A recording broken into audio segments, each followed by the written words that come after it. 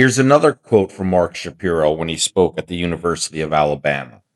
Having Hollywood tie-ins and celebs and stars, it's not new. It's just on a larger stage.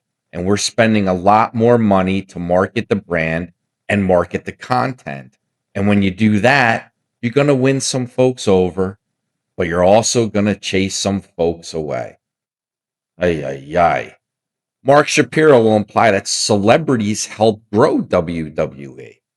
But let's be honest, fans are not tuning in because of celebrities. They're tuning in for the wrestling that they grew up on and the wrestlers they actually care about. Take McAfee. Pat didn't move tickets. Pat announcing a discount, that's what moved tickets. And that's a big difference. People may like Pat. He is fun. He's great on the mic, but they're not buying a ticket just because Pat McAfee is there. You know what?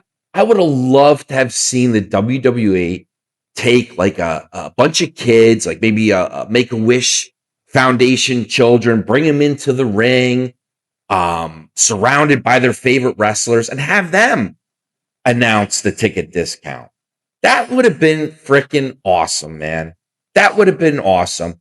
But we had to drag McAfee back in there. How much of the audience tuned in last year for Travis Scott? Let's be real. It felt forced and it didn't work. I mean, Travis will tell you that. He quit. He just quit and walked away. You know, and then there's Jelly Roll. Seems like a great guy, right?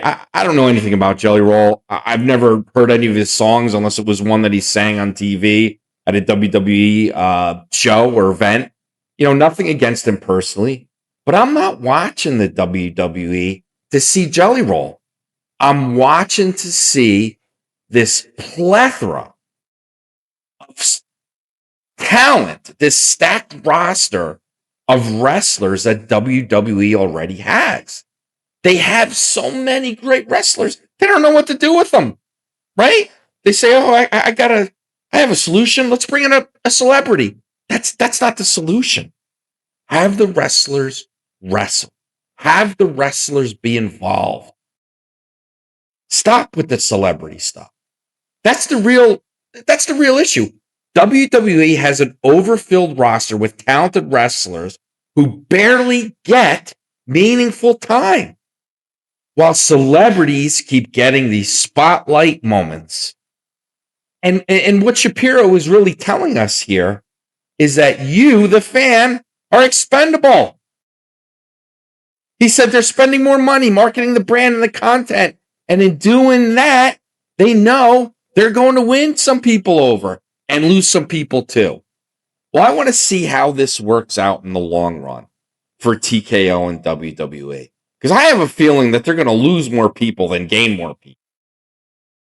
So, in other words, if longtime fans leave, they're comfortable replacing them with these newer casual viewers. Not going to work, folks.